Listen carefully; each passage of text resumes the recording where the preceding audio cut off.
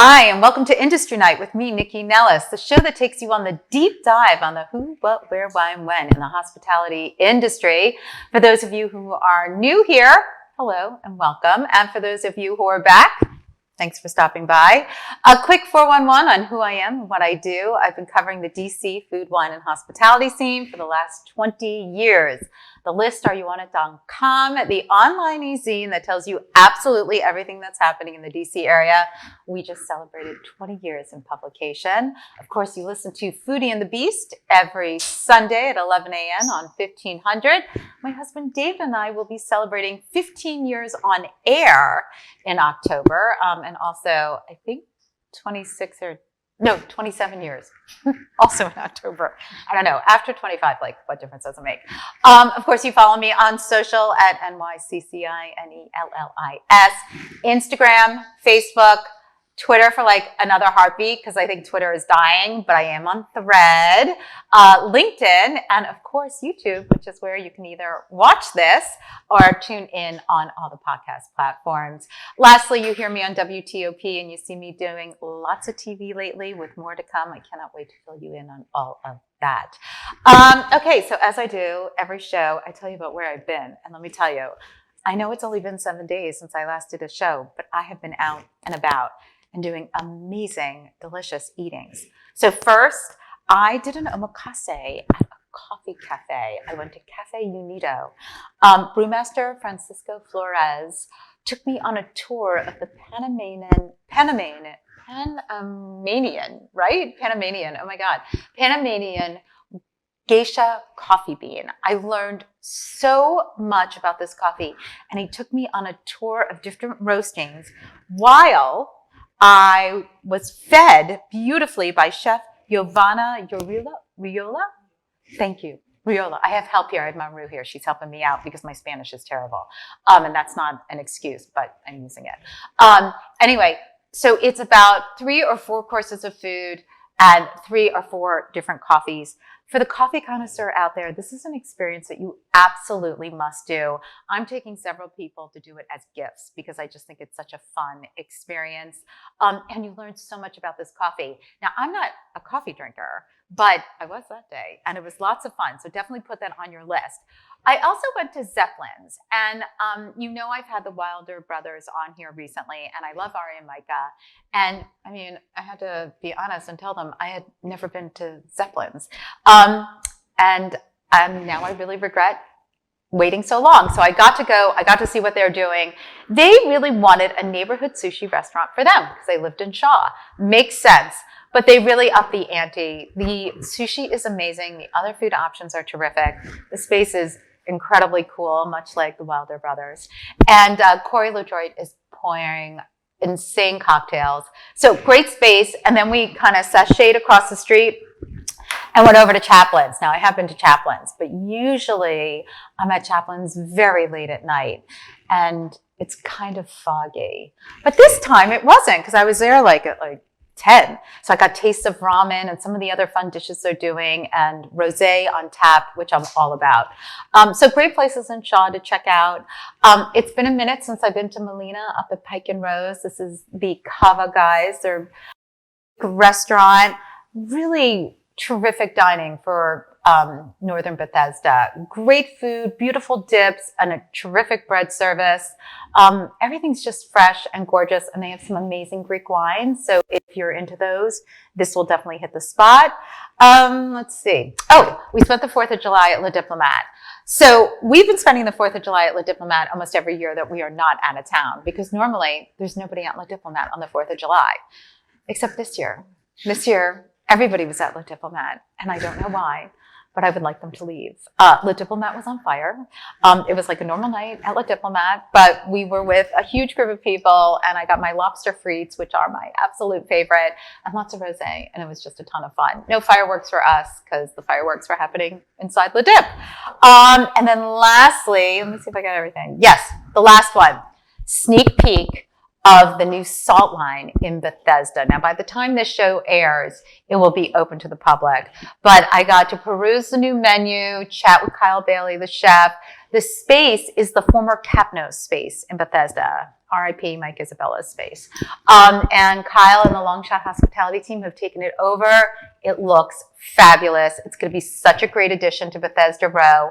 All the good eats are there. The delicious fries, the lobster rolls, the crispy and delicious soft shell crab, and then of course they have a massive raw bar. So all the things that you want, you can eat light or you can eat heavy because you got to get the smash burger, which is also really yummy. So okay, that's where I've been. I've been eating a lot. It's all been really good.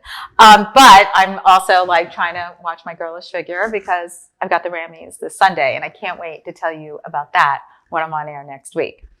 But it's time to get on to today's show. So sitting at the table with me, you may notice, while I've been prattling on here, is the definition of a boss babe. If you look up the term in the dictionary, this woman's face is sitting right there. Daniella Senior. Is it Senior?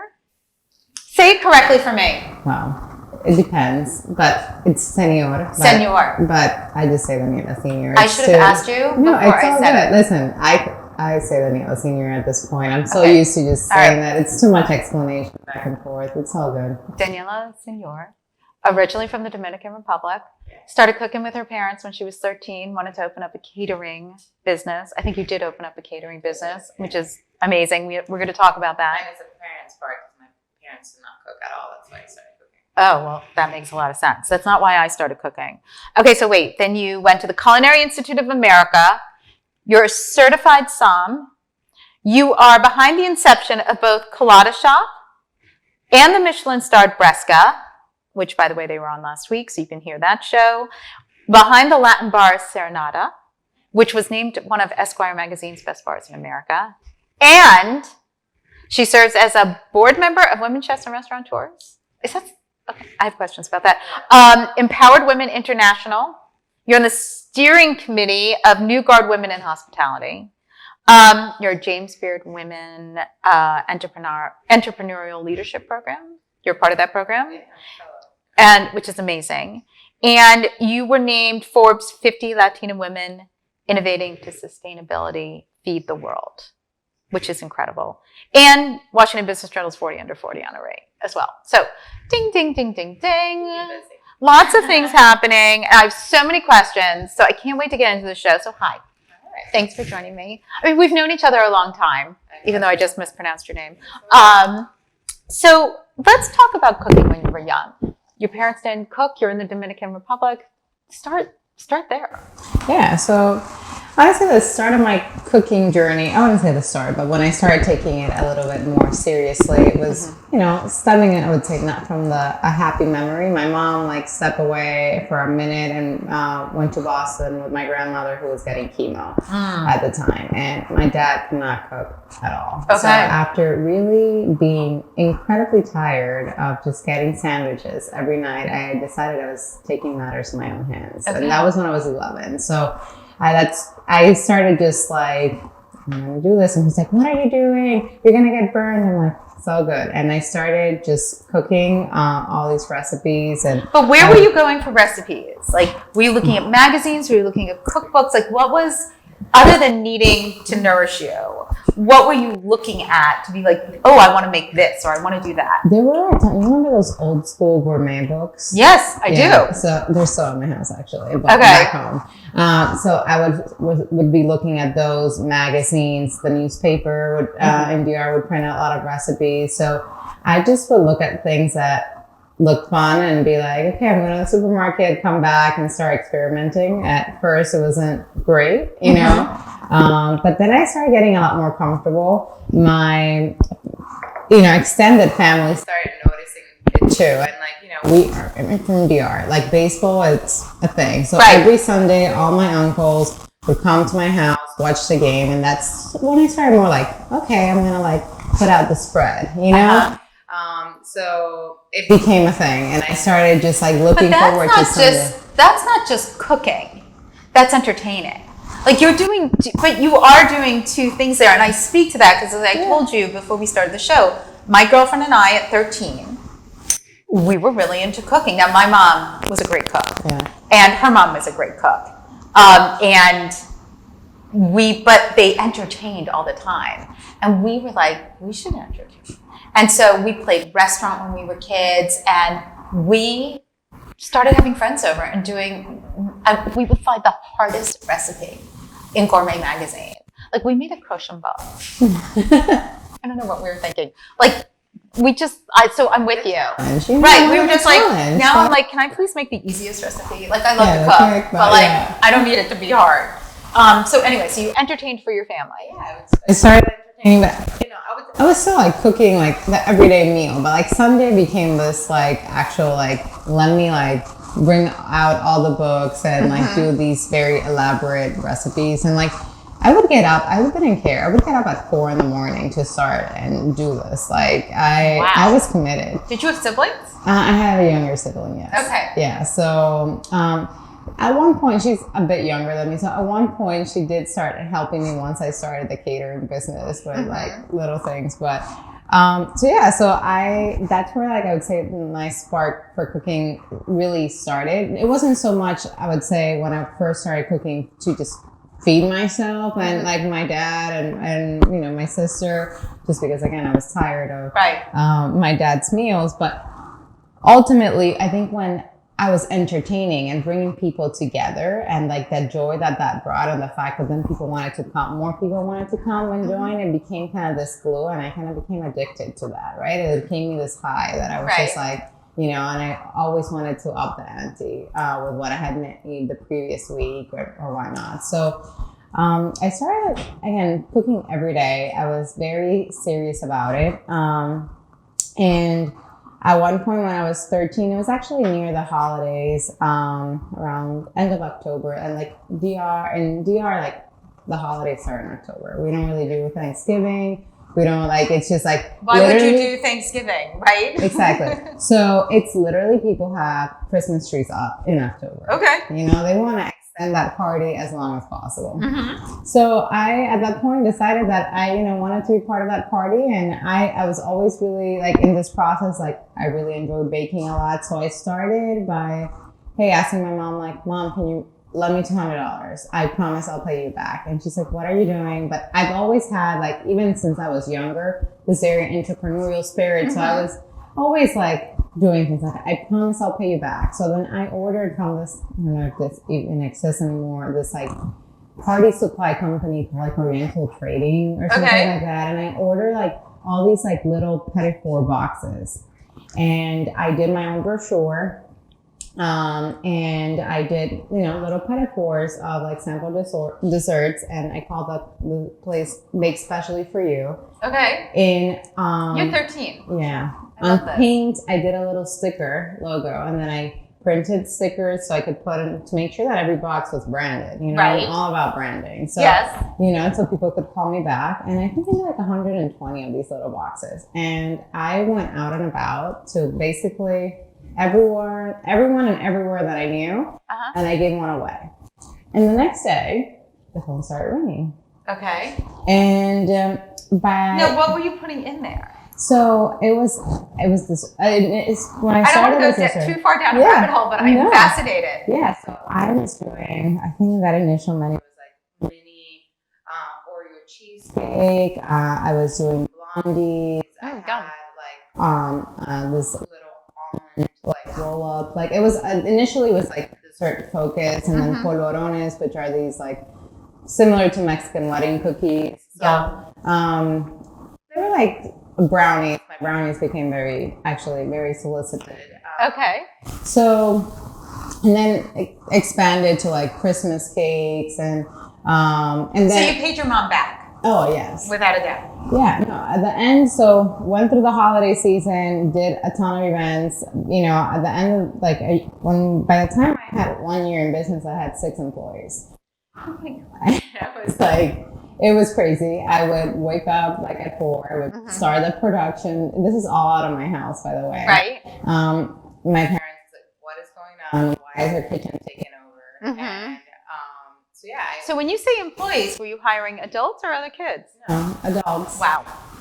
That's adults. crazy. We had to like expand like the kitchen. Like my dad did his engineering. He did like an exterior kitchen and like added a few more ovens. Because we were then at one point catering cuttings, like, and all these stuff. So it became like quite an operation. Yes. At some point in between, I think I was probably 16, where I'm like, I want to do culinary, not pastry, even though like I'm primarily doing pastry because I felt it was more well-rounded. I started working simultaneously at restaurants over there in DR and to just get experience, because at the time it was a requirement to get into CIA. Okay. So I had that business, so I was 18 and graduated from high school and Went to the CIA. Went to the CIA. Amazing.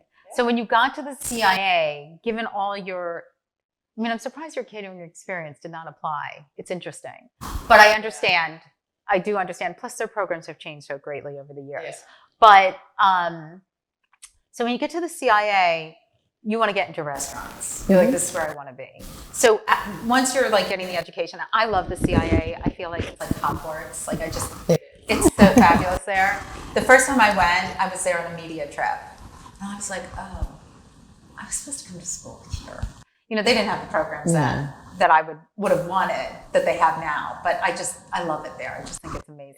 It's a beautiful campus. So, okay, where do you start in the kitchens? Where are you working and where do you want to be? Are you looking to be an executive chef? Like, what is your goal? My goal was to be the executive chef of a 3 Michelin star restaurant. Okay. That's what I had.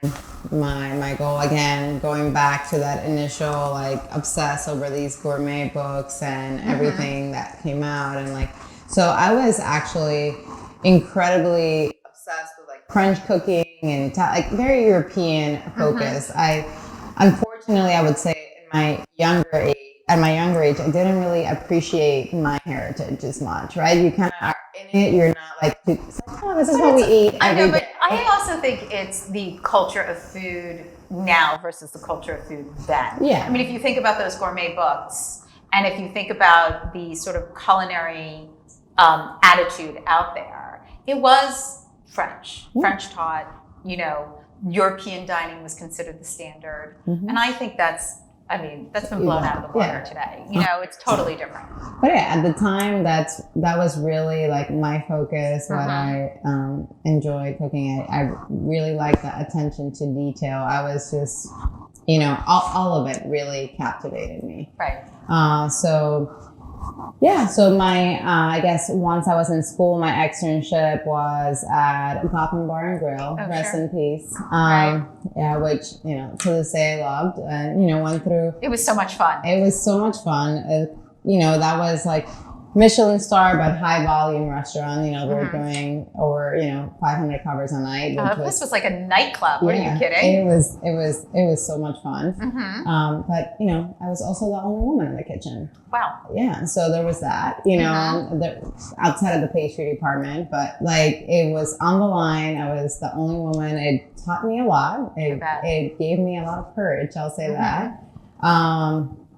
And then, you know, went back to school. I really was still very much, I would say, in love with that style of cooking, wanted to continue that path. Okay. And when I graduated from my culinary degree, then started working at the Bernardin. And I would say that's when my path kind of shifted a little bit. Well, you must have been like, I mean, check. I mean, you know, you had a goal and now you're executing it. Yeah. So that must have been very satisfying. Yeah. Well, I was in the restaurant I wanted to be, you know, at the time, you know, well, it's still one of the best restaurants in New York, but at the time it was not the number one restaurant in New York. And just, you know, being there was just the privilege of just stepping foot in that kitchen. Again, that's what it felt. It felt like a privilege. Well, not only that, Eric Repair couldn't be, no, I did not, I've never worked for Eric Repair. He's very sweet. But he's a very kind person. Yes. Kind and kind. Yes. I agree. And I, you know, that was to a whole other level of, of just, you know, details and quality and just a whole other system. And then what brought you down to DC? So like you're up in New York, totally different way of life. Yeah. And what brings you down here? Well, while I was working at the Bernardin, Eric tells me, you know, you have too much personality to be in the kitchen. I really I really think like you would be so great in front of the house. Okay. And I kind of missed it. I'm not gonna lie. Like sometimes when you're in the kitchen, it's now like looking back at it, that's a little strange. But Okay. But Were you offended? I wasn't at I the think my time. feelings would have been hurt. It's not. I think I was in my path. I was doing well. I think he just kind of saw my spark and felt that I was. Well, good for I him. don't know.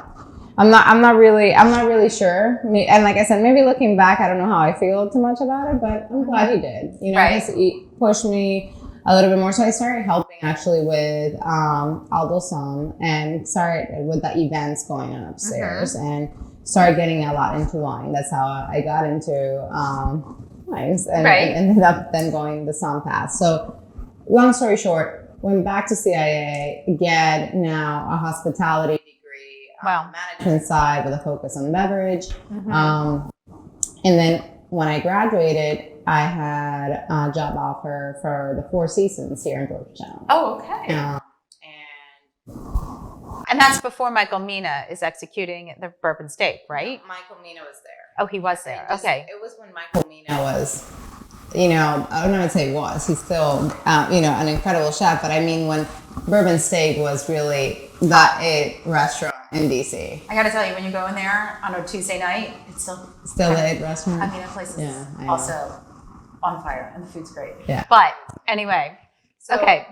So honestly, hated it. Okay. I didn't work at Bourbon Steak. I was supposed to. Part of why I hated it.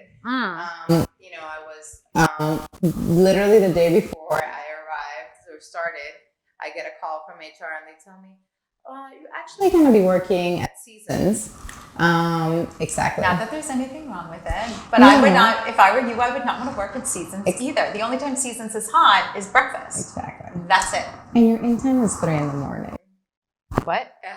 Okay. All right. So you got out of there. I got out of there. Okay. And then I started working with Jose. Okay. So yeah. And were you front of the house, back of the house? Front of the house. Wow. So where were you working with him at that point? Slatinha. Okay, great. Yeah, so I took over as beverage manager. That was my first position at Slatinha, and really started shifting that around. There's still cocktails in that menu since I put them there. So isn't that amazing? Yeah, it's awesome. But so let me ask you, with Zaytinya, and I've talked about, because Mikey Friedman was in a couple of weeks ago, and he was a chef there. And we were talking about when Zaytinya opened, all the wines on the menu were Greek. Now, that was the first time in this city that anybody wouldn't put a Chardonnay, a French Chardonnay or a California Sauvignon Blanc or something that people would be familiar with. So given your education, when you got to the restaurant, were you like, oh, this is cool? Or were you like, oh, I better read up? A little bit of both. Okay. I thought it was cool. I really believed in the fact of Jose set out a mission of making sure that people are also educated through their dining experiences. Definitely a risky move. But I also saw it as a challenge to make sure that the first thing was making sure that the team knew what they were. Of course, the education. Yeah, the education component, because, I feel like now Sertico is way more popular because Santorini is very popular, but at the time, no one knew even, that's like the entry level grade. Totally with you. I get it. It was like literally staring blank every time you gave a wine list to someone. They're like, and they'll be like, anything like Sauvignon Blanc, anything like Chardonnay. So we had to really guide them through that menu and understand that approachability. And Greece has amazing wines, and we have delicious wines, Lebanon and Turkey, and so yeah, amazing wine list, but definitely very confusing. And it was a challenge to get the staff to really train them up to understand the wines themselves in detail, to make sure that we would actually be bringing guests with us in that journey rather than just selling them out sure, whatever. No, I mean, I'm with you on that. I mean, listen, it opened my world. And now, like I talked about Melina, Now, Molina does have wines from California, Yeah. you know, recognizable wines. I understand their business model. I'm not shaming it, but I'm like, no, I'm going to get the Greek wine. You know, like, why wouldn't I? Yeah, I feel like, I don't know, in 10 years we've, I would say, evolved so much. Without a just, you know, we talked about the food component, but also from a wine aspect as well. Like, you know, the horizons have been open. And I feel people are now super, super open and actually excited to try wines from other parts of the world. I could not agree And with you I started seeing that transition while I was still working there. Like from like when I started of it being like, okay, what is this? And people like, I just want a Chardonnay, and you're kind of have to gracefully navigate that and make sure that by the time they leave, they're like, well, that was better than the Chardonnay, right? Or like the Chardonnay that they had in mind. Well, they know it. Exactly. I'm with you. So yeah, I thought it was a fun challenge, and I got to go to Greece a couple times. And Also fun. Yeah, why not, right? And explore all the wine country there. So I love that opportunity. So was Colada Shop percolating in your head? Where does Colada Shop come from? Yeah, so while working with Jose Andres, I met Juan Coronado. So Juan... It was at Minibar, right? Yes. So Juan was at Minibar and like leading beverage for the upcoming projects outside of DC. I was starting to transition from Saitinia to also getting involved in other projects in the DC market. Him and I actually was there and helped him during his job interview. Okay. You know, so we clicked from literally the moment that we met. We're both Dominican, by the way. Oh, okay. Yeah. So that was like part of the baseline, but we really just connected from that moment, became really good friends. And there were just like all this opportunity that we kept kind of passing, that kept landing. And I was like, other groups that wanted to do projects or events. And we actually started doing some like large weddings in DR. Okay. For like leading like the cocktails and the beverage component. So we're talking like 1,200 people weddings, like that they like, you know, very, very large events. So we kind of started our side business on that, and then decided to go on it full time. And we were doing beverage consulting as well as like event production. So we did like parties for Hermes in Miami. We were doing beverage programs for like other large restaurant groups. Wow. And this is after we had left. Jose had a number of hotels in our book, as well as some beverage brands. So we had... That's amazing. I did not know that. Mezcal, gin from Spain, like a tonic water from Spain as well. We were like launching them across the U.S. Wow. So let me ask you, because I'm curious. So was a PR agency bringing you in, or these companies knew you or knew Juan and were like, we want to work with you? They knew either a lot of like the event aspect was me, and a lot of the beverage brands was more like at the time the Juan connection. Sure. Yeah. So, you know, Juan prior to joining Jose had worked for a long time with Bacardi from a global standpoint. So a lot of people knew him from that sense. So like, you know, we were kind of just getting asked, and we're like, you know, let's just take the risk, right? We honestly had a blast. It sounds amazing. No, we did. We were like, I literally had like three different carry-ons because I would like get home and again another flight. Right. And a lot of our events and clients were actually like based in Miami. Okay. And so I was spending a lot of time there. I couldn't wait to kind of get to the airport and kind of get my colada fix, right? I was like...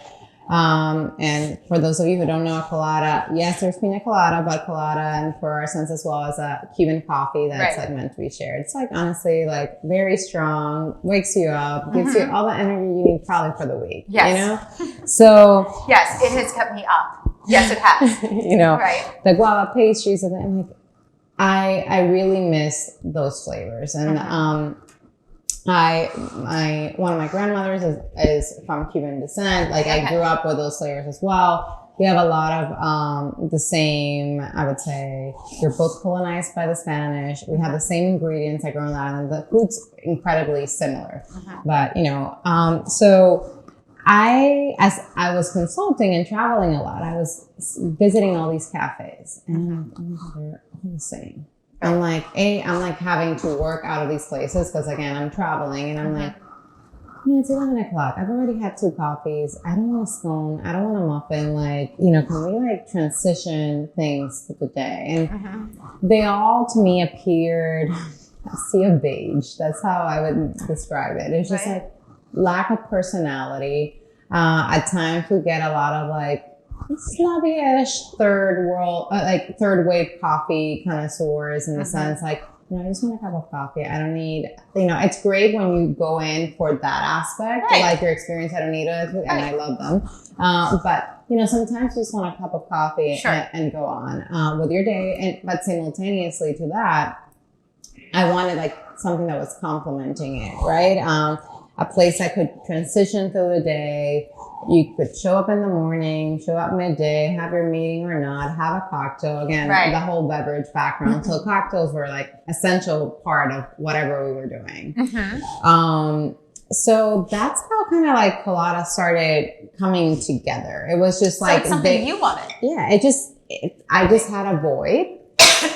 And I'm like, there's nothing like this in DC. And honestly, not even in Miami. Miami, you have the cafes and you have the more like larger plates and the ventanita, but there's not really the space where you have the cocktail. Like Cuba has a huge like, cocktail background, like from the 1920s, like everyone was partying in Cuba. All of these cocktails are basically, Cuban recipes like that. There's a ton of like classic cocktails that originated there. So there's excuse me. So sorry. I caught my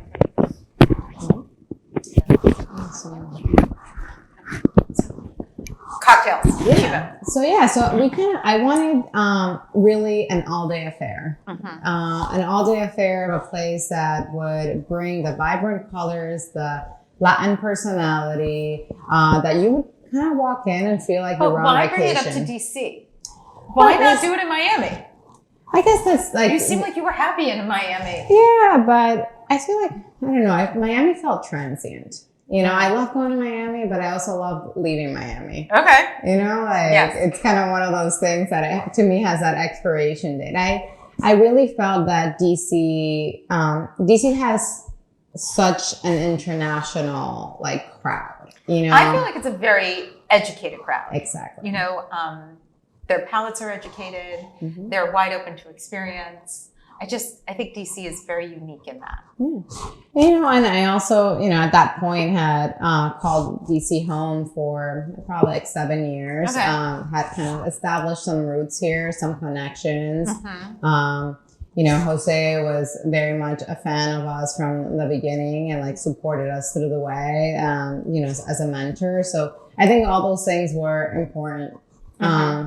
So when you built the first space, the first one was 14th Street? So I remember when it opened. Where it began and where it is now. So how many do you have now? 5. That's what I thought. Okay, so let's talk about when you opened up your first colada shop, was the intention to open up more? Did you see it as something that could be taken to multiple places? That was definitely my hope. Okay. So that first location originally... Wait, how long ago is this? 2016. Okay, so this is sweet greens are happening, kava is like everything's just kind of percolating at the same time. Okay. Yes.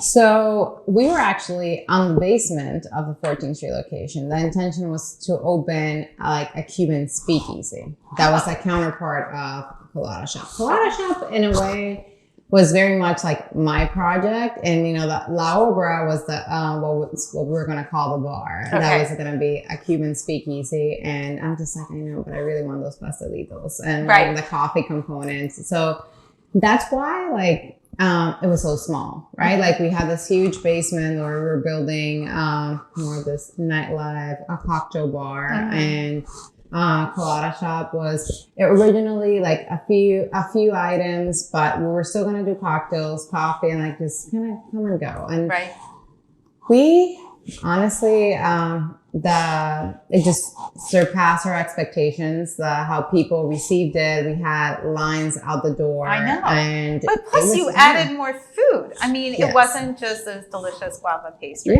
which are yummy. We did, but it's tiny. And still, like today, Right. I laugh. I'm like, we made 14 street work, but in the sense of like, and bless our team because it's a tight space, right? Yeah. We've like expanded that space into that space like 4 times since we opened. We like added the back room and then we're able to like get the rooftop outside and then added an interior bar upstairs. So it's been like a number of remodels too. Right. While we were like learning, I guess, and morphing into what we have become today. And today we're much more than pastelitos and Cuban sandwiches. Right. Like our menu has expanded significantly to include some of the Cuban favorites like ropa vieja. We have like guava barbecue ribs, arroz con pollo, but we also have like really delicious, healthier salads that with of course featuring and focusing always, like that's one thing I took from Jose. Anything that we touch, anything that we do is not really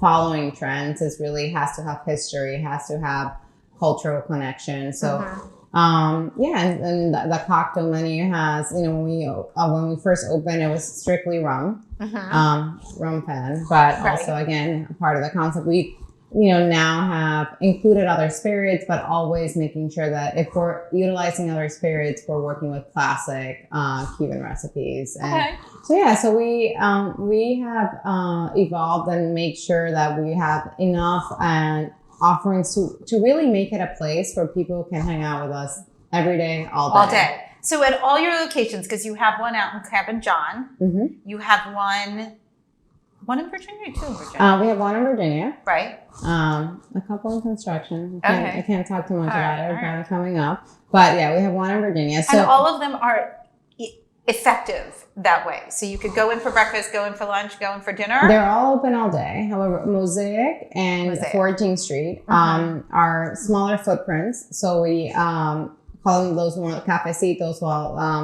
Then where we have the Wharf, DuPont, and then Cabin John, more of our flagships that have a much more extensive menu. And they're larger locations. I mean, they are amazing. And the branding behind them is beautiful. Thank because you. they're each unique in look, but you're in a colada shop.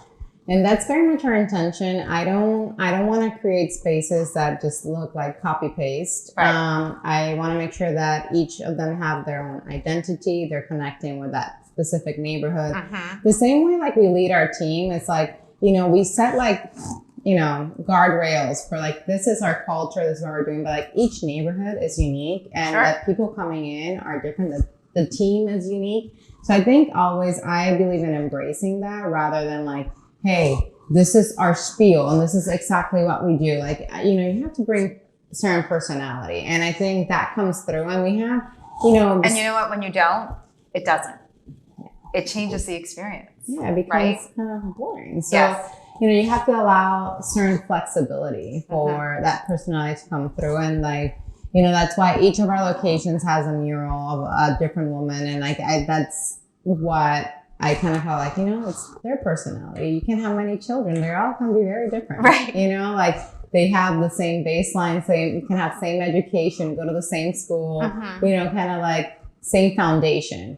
But you kind of have to let them flourish a little bit in their own ways. I love that. And so, I wanted to get into the other concepts that you're a part of, but I feel like we're in this little hospitality bubble. So can we talk about, given your Michelin experience and working with Jose and now having this colada shops, multiple of them, what is your view on hospitality? How do you infuse hospitality into your concepts? What is the training? How do you bring people to the level of service that you want? And what does that look like for you? For me, that looks like, and so we actually have a word for it in Colada. We actually call it Cubanism.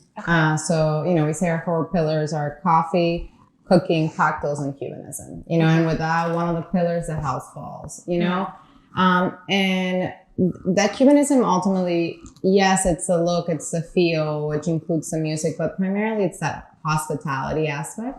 And how I like to describe it and talk to it to our team, and when we're talking about it, it's like, how would you welcome your favorite person into your home?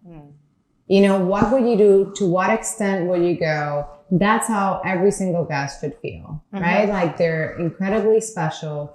You're greeting them from afar. You're waiting for them at the door before they're even walking in, or at least, you know, having that eye contact, making sure that you're going above and beyond those expectations. But ultimately, you know, from a smile to, and just the whole experience. It's the little things. It's not only about food. I mean, I agree with you on that, but I see where your head's at. But I think giving that to people to execute for you, right? You're a hospitable person. It's your business. How do you go about making sure that your teams, you know, feel that way? Yeah, it's not an easy task. No. I'll start with that. And I would say it became an incredibly challenging task, especially like during the pandemic, as we were expanding and making sure that, you know, hospitality in COVID was a whole other thing where you couldn't even see someone smile. Right. Just like, they didn't go hand in hand. Exactly. They didn't go hand in hand. I think it starts with internally, like how you treat your employees and how you treat your team, and how you make them, if you make them feel like family, they'll treat our guests like family, because they understand, like, they are proud of where they work. They want to make sure they keep working there. They want to build that. So I think that's a key component. But it's ultimately, it goes to a lot of hiring practices and just making sure we don't really hire for skill necessarily. We hire for personality. You know, I think it's, I feel like a lot of what we're doing, we can teach through our training, and, but you can't really teach someone to smile, you know? No, I call it the hospitality chip. You either have it or you don't. Yeah. You know, like, there are people who really enjoy it. And there are people who it's just a job, and you can feel it when you're on the other end of it, you know? So I hear you. Yeah, and I'm not going to say we are successful 100% of the time, because, you know, things happen, but I think that's what we definitely strive for, you know? And again, look at it as an opportunity, and like during that interview process, like, the main focus is how much is that person smiling? Like, what are they doing? How, you know, are they noticing when, because I'm one, like, if it's very challenging for me to work out of the restaurant sometimes, because, like, I can't even have sometimes a conversation because I'm looking at all the little details, right? So it's just like, you're seeing someone walking with a stroller, like, what are you doing? Are you opening the door for them? Exactly. Right. Or you're seeing, it's like, it's just, you kind of start noticing how people react to things. So I think all those small details ultimately combined become a very large component of how we make people feel and why people love to come back. Well, yes, it brings people back. Okay, so let's talk about your other projects, because even though Colada is growing and growing and growing, it's your first baby that is spawning others. How did you get into Bresca and Serenata, these other entities that are solely different from Bresca? So I would say, well, I always had that Michelin goal. I love fine dining. And also very important to me, it was like, I think at one point, one of the things that I pride myself is like recognizing talent. You know, when I see someone that has not yet been discovered, that has that right aptitude or just and really the desire, I think I can recognize myself in certain people in the way, like, you know, I'm the type of person, I'm not gonna let anything fail. Like, when my eyes on something, it's like, we go. Like, you can throw anything at me, good luck. Like, honestly, so noticing that very entrepreneurial, I would say skill, or just desire, spirit and people, exactly, combined with talent. So, met the chef, and so actually Colada Shop and Bresca are the same building. Oh, like from the back. Yes. Right? So they're connected. Oh. Yes. So. But that was policy, right? That was policy. Okay. So you remember how I told you we kept expanding? Yeah. So we kind of kept taking policy space. Right. Right. And then, the owner said, well, what are we going to do now with this space? Are you going to take the whole thing? I'm like, no, I don't need the whole thing. I don't need the whole building. You know what I mean? Like I want the space to feel intimate and cool. And like, we make it too big too. That just doesn't work. But I'm like, I know the chef. That's great, and I have this concept. I think I had like in Nebraska council when I went back and looked at it on my computer. It was like from 2005 was the file. Like, wow. And I created.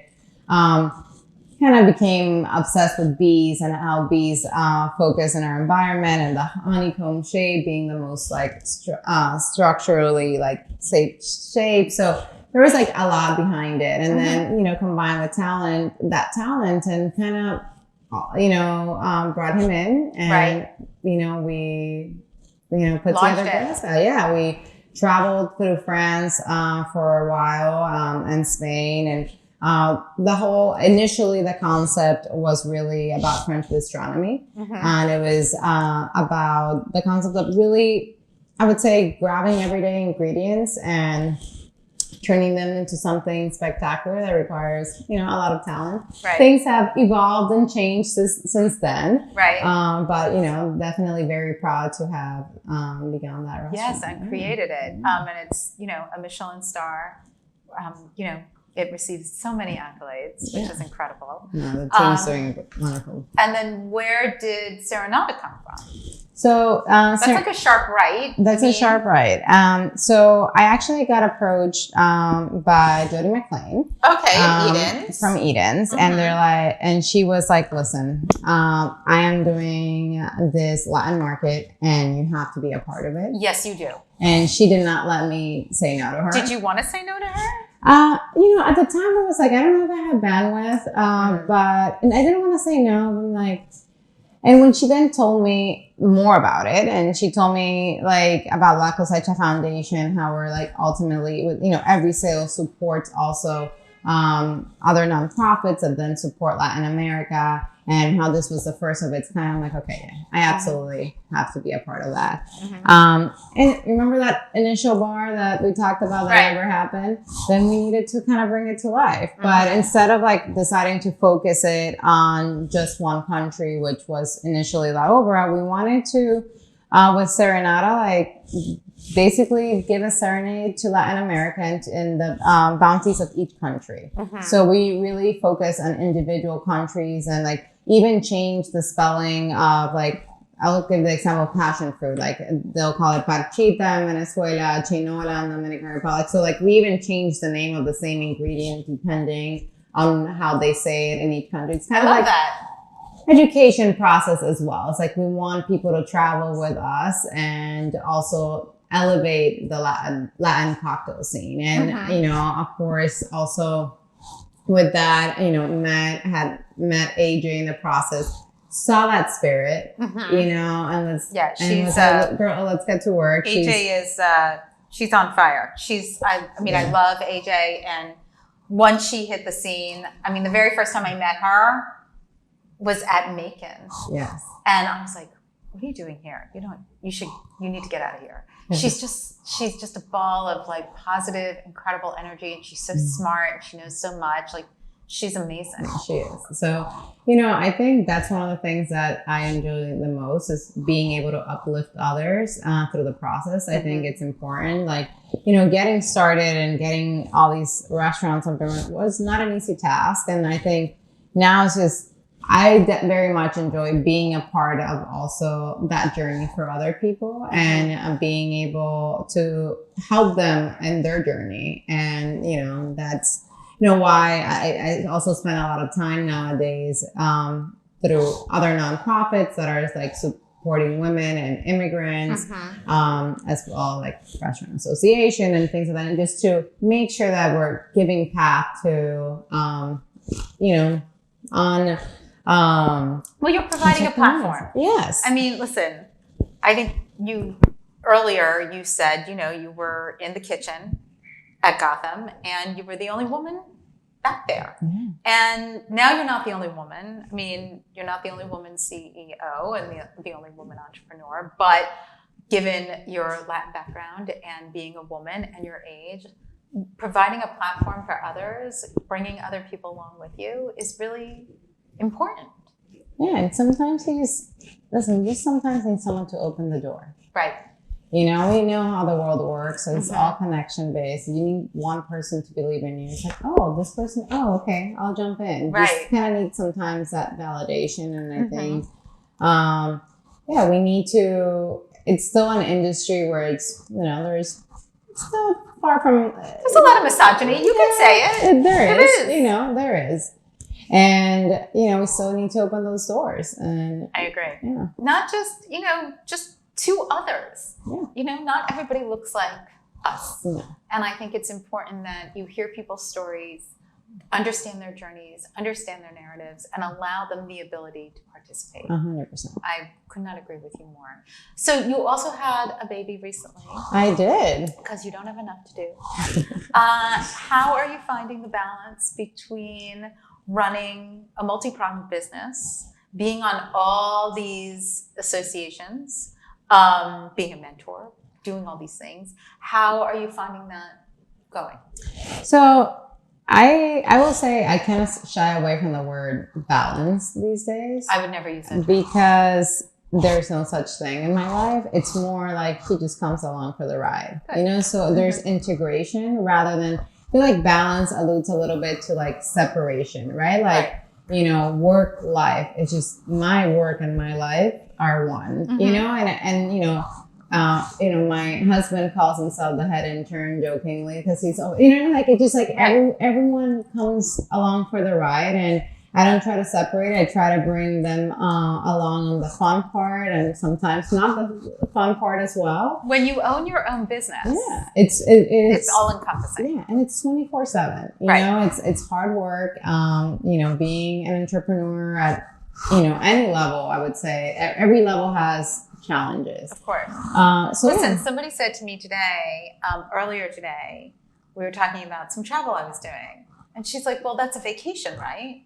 I was like, I mean, vacation is subjective. Yeah. I'm like, yes, I can be on vacation, but my computer is always with me. Exactly. She's like, well, can't you just take a couple days off? And I was like, but I don't want to. Exactly. I mean, I don't want to. I need to check in. I have a terrific team. I could certainly leave it all to them. But at the end of the day, they all make their salaries, and I'm allowed to be away. I pay for my vacation because of the work I do. So yeah, I'm gonna bring my computer with me no matter where I am, and I'm gonna check in to make sure T's are crossed and I's are dotted. Exactly. So yeah, so I would say, motherhood has changed my perspective on things, but and on that integration aspect too, I respect my time a lot more now. That's one thing I will say. I think I've almost become more strict after the baby, and just a little bit more like, hey, I'm like, I have to protect my time, so like, don't waste it. Right. You know what I mean? It's just like, it's just. Well, also, I think learning to say no is really important. Agreed, and yeah. As women, I think we're people pleasers, and we also love being asked to do things. We love being asked to be on panels and boards and associations and all the different things. It's exciting, but sometimes you have to say no. Yeah. And I think I struggled with that prior to having a baby. I was just like, and everything. And if I was like an octopus and overextending myself beyond, I would do it. And I would, I would wake up at 4:30 in the morning and go to bed at midnight when I didn't care. Not anymore. Now my time is not all mine, He I call him baby boss. Right. So he's a baby boss. Well, you're a mommy boss, Exactly. so that makes sense. So yeah, so sometimes I have to share that, but I think it's given me because I don't think I'm the only one that sometimes has trouble as a woman respecting my own time, right? I think, again, like what you said, it's like I used to say yes to everything because I felt like I needed to, and I major FOMO of like, hey, I'm gonna miss on this opportunity. It's like, I think having Sebastian has allowed me to like, hey, no, it's okay if I not there, or if I'm only there for X amount of time. And there's always another panel. There's always another party. There's always another group to be on. Like, it's okay. But it is hard. I mean, who doesn't have a it's a hard juggle. It's not, I'm not gonna sugarcoat it. It's a hard juggle. I get it. But okay, so as we're wrapping up, one of the groups you're a part of, the 50 Latina women innovating to sustainably feed the world. Can you tell me a little bit about that? Because innovation and sustainability are like these huge buzzwords right now. And where are you on all of that? When you consider all your projects and what you're doing and all your future projects that you can't tell me about, what does being innovative and sustainable mean to you? Yeah, I think it's, a number of things, but I would say from product sourcing, obviously, and making sure we're very conscious on what we're doing there. It's especially being in what I call, fine casual environment. I love fine casual. I'm going to steal that from you. Yeah, it's a challenging environment, to be able to stay and stick behind your choices of listen, we do a lot of to-go, right? Mm-hmm. That also creates ultimately a ton of waste. Yeah. Right? And choosing a straw that's, biodegradable, that's made, our current ones are made from seaweed, versus a plastic one, we're talking 0.0001 cent versus 15 cents a straw, right? And that, just being able to navigate the economics of that is a challenging aspect, and so we're very committed to that, and as far as our product packaging. And then also in our menu, we focus a lot Cuban food is primarily pork based, right? We have the commitment of making sure that we are providing within the same awesome flavors, highlighting the vegetable components a lot more, using alternate sources of protein as well, just making sure that we're giving them equal sense. From the beginning, we're we have a Cuban, we have a veggie Cuban. And that's always been two things that have been on the menu. And I know now seems, I would say, kind of a lot of people are doing it. Right. But back then it was different. And but still, and the funny thing is that it's also a lot of the times more expensive as a business. Vegetables actually cost a lot more money than, Well, talk about waste. I mean, vegetables go bad quicker. I mean, they're harder to store and take care of. Yeah. I mean, it's a lot of work with vegetables. Freshness aspect. So, I think in those two regards, we spend a lot of energy in our sourcing and the supply chain to make sure that we are putting forward that and kind of leading the way and helping other businesses within that casual space. I think in a fine dining setting, it's totally different. Totally different, right? Well, and if you go back to the pandemic, I mean, and everybody was doing takeout, I think it was a real education for everyone, especially those who are conscious, sustainable wise. I mean, I can't tell you how many times, I mean, we don't do takeout a lot, but I can't tell you how many times I'm like, please don't put plastic poison spoons in my bag. Please don't give me a plastic bag. I'm trying to make the right choices here. Do you know what I mean? And paper, agave pulp. There's a lot of things that we use to compress cardboard, recyclable. Right. So yeah, again, it does the sourcing of those materials, and then again, finding ways where we are committed to making sure that in the economics of restaurants that, as you know, are very challenging, we still make it a priority. Right. Economics are challenging. Listen, I have 18 more questions to ask you, but we have to go. So please tell people, is there anything you can tell us about what's coming up next, or do we just have to wait? I'll just say Virginia has some exciting stuff coming. Okay, yay Virginia. You'll know soon. Okay. I think the goal is for us to keep expanding and sharing the Colada love, and but also working with AJ and a new exciting project as well. I cannot wait. That's very exciting. Yeah. Tell everybody where they can find you, either on Instagram or social. Tell us where we should find you. Yeah, so my Instagram is at Daniella Senior, and not on Twitter or Threads yet, I guess. If you're on Instagram, you're on Threads. I need to catch up quick on this aspect. And coladashop.com or at coladashop. Great. Thank you so much. Thanks for joining me. I'm just going to wrap it up quickly. So thank you to my gorgeous guest for joining me today. It was a great conversation. So much more to discuss, though, because she does so many incredible things. And thank you for joining me today. I failed to mention in the beginning of the show that I am here in the gorgeous wine lair, the private wine club right next to the Ritz-Carlton. So if you are into wine, you must come and take a tour of their gorgeous cellar where you can keep the wines. They have a full cocktail program and a beautiful bar, and they do amazing events here. So definitely check them out at Wine Lair DC on Instagram and all the socials as well. And don't forget, everybody, please follow me at NYCCI-NELLIS, Instagram, Facebook, Twitter for the moment, Threads, LinkedIn, and of course you can watch this show now on YouTube. And please send me questions. I'm always delighted to help you, whether it's restaurant recommendations, which I do a lot of. No, I cannot make you reservations, but anything you have for Daniella or any of my other guests, I'm delighted to find out an answer for you. Thanks for joining me today, and everybody have a delicious week.